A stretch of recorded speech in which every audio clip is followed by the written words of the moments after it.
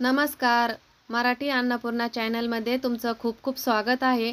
तर चला, बाप्पाचे आगमन झाले, सगळ्यांच्याच घरी बाप्पा आलेले आहे आणि सगळ्यांच्याच घरी प्रसादासाठी मोदक हे तयार करतात, म्हणजे बनवतात.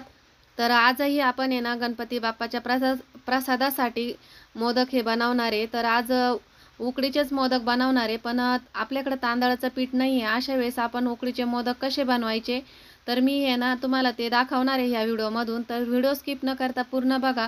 कशा पद्धतीने तांदळाचं पीठ नसताना आपण उकडीचे मोदक बनवू शकतो आणि जगातील सर्वात सोपी पद्धत मी तुम्हाला आज दाखवणार आहे. तर चला, त्यासाठी ना 1 वाटी तांदूळ घेतले. तर हे तांदूळ आहे ना इंद्रायणी तांदूळ आहे, 1 वाटी भरून घ्यायचे ते. आणि ह्याच वाटीने ना पाण्याचं पण प्रमाण घ्यायचं आहे. तर हे तांदूळ आहे ना 2 तासापूर्वी पाण्यामध्ये भिजत टाकले होते मी स्वच्छ धुवून. तर आता तांदूळ आहे ना छान असे भिजले, तर उपसून घेऊ आपण. चाळणीवरती तांदूळ उपसून घेतले आणि त्याच वाटीने ना पाणी घेतलंय मी 1 वाटी भरून. तर आता आपण हे तांदूळ आहे ना पाणी निथरले, तर वाटून घेऊ मिक्सरमधून.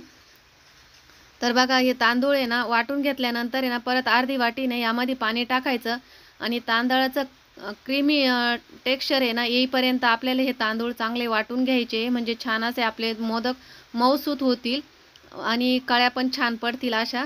तर हे बघा, आपण आहे ना एकदम मऊसूत असं पीठ आहे ना करून घेतलंय, वाटून घेतलंय पाणी टाकून. तर आता हे तांदूळ आहे ना एका कढईमध्ये काढून घ्यायचे आणि जे अर्धी वाटी पाणी राहिलंय ना, आता ते आपण ह्या वेळेस वापरणार आहे. तर मिक्सरचं भांडं आहे ना चांगलं धुवून या कढईमध्ये टाकून घ्यायचं आहे. तर एवढं पाणी ना मिक्सरचं भांडं धुण्यामध्येच वापरायचं आहे, अर्धी वाटी राहिलेलं ते. तर हे बघा, मी सर्व पाणी ना टाकून दिलंय. तर आता यामध्ये ना 1 चमचा आपण गावरान तूप टाकायचं आहे. तर ह्या गावरान तुपाने ना आपल्या कढईला अजिबात पीठ चिटकत नाही आणि आपले मोदक पण छान असे मऊ लुसलुशीत होतात. त्यासाठी आपल्याला इथं गावरान तूप वापरायचं आहे.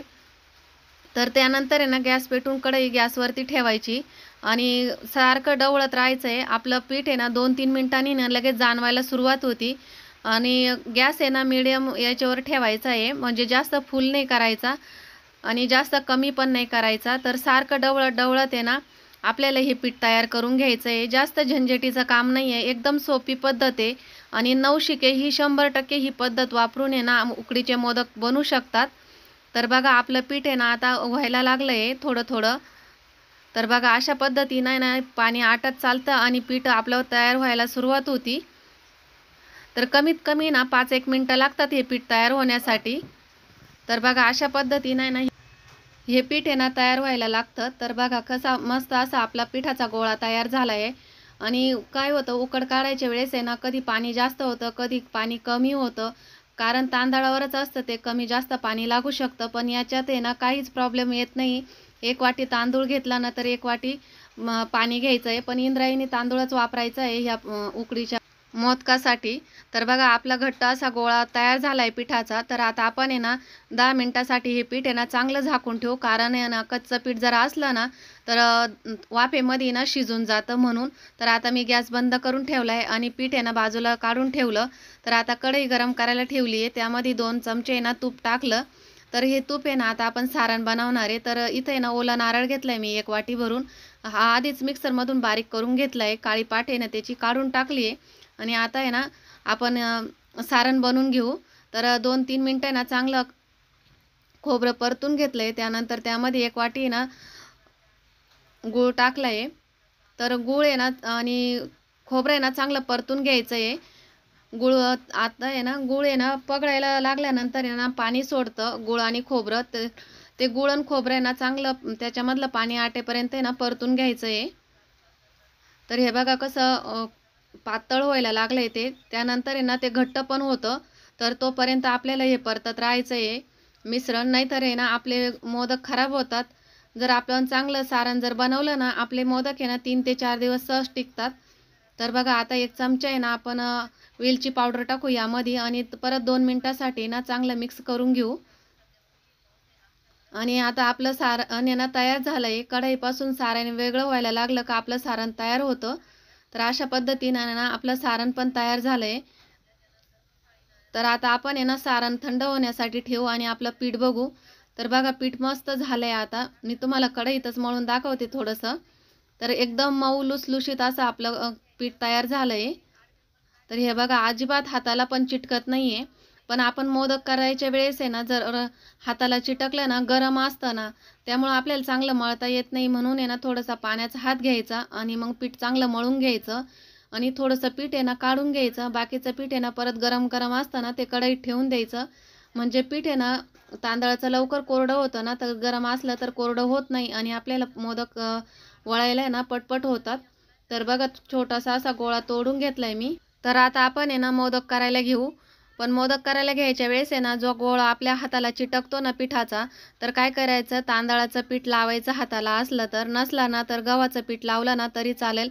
पण जास्त पीठ नाही लावायचं, फक्त बोट आहे ना बुडून घ्यायचे. जर जास्त लावलं ना तर लालसर मोदक दिसतात आपले. त्यामुळे ना थोडंसंच पीठ लावायचं हाताला आणि मस्त अशा कळ्या पाडून घ्यायच्या.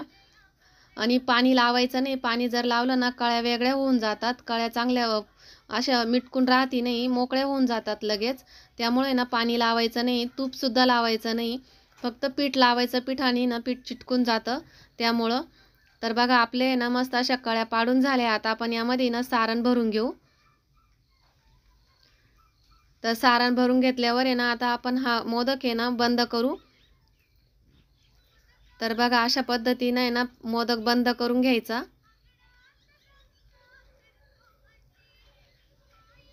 तर असेच आहे ना सर्व मोदक आहे ना मी असेच करून घेते.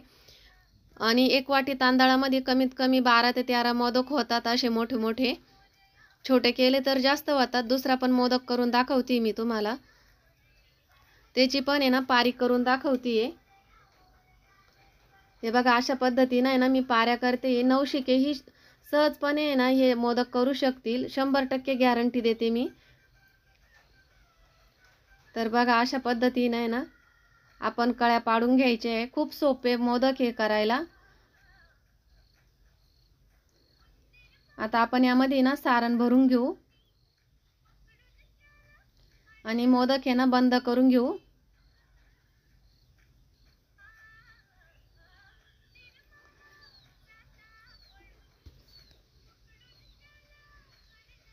तर बघा अशा पद्धतीने ना आपले मोदक तयार झाला आहे. तर सर्व मोदक असेच बनवून घेते मी.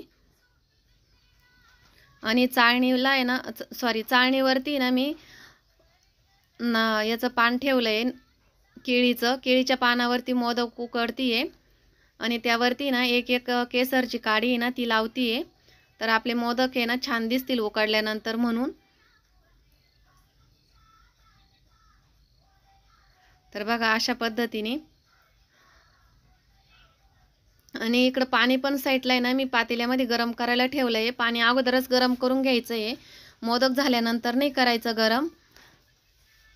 आणि हे मोदक करताना ना काही वेळेस काय होतं, काहींचे मोदक असे तुटले जातात. वाफल्यानंतर आहे ना ते असे फाटतात. तर असे मोदक होती नाही हे. आपण जर इंद्रायणी तांदूळाचे मोदक केले तर अजिबात मोदक उलती नाही किंवा तुटती पण नाही.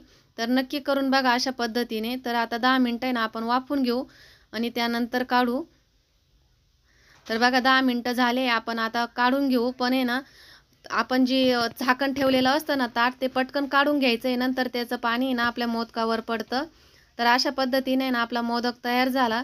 पण मी एक चुकी केली होती. गरम गरम मोदक आहे ना दुसऱ्या केळीच्या पानावर ठेवले होते. तशी चुकी तुम्ही करू नका. तुम्ही ना थंड झाल्यानंतर मोदक काढून घ्या. कारण सांगते तुम्हाला. तर केळीच्या पानावर आहे ना असं सफेद सफेद होतं. दाखवते मी तुम्हाला पुढे. तसं होत नाही मग थंड मोदक ठेवल्यानंतर. तर हे बघा अशा पद्धतीचे ना सफेद सफेद होत नाही थंड मोदक ठेवल्यानंतर. तर बघा मी आता मोदक आहे ना तुम्हाला तोडून दाखवते. हे बघा मस्त तूप टाकते त्यावरती आणि नक्की रेसिपी ट्राय करा. धन्यवाद.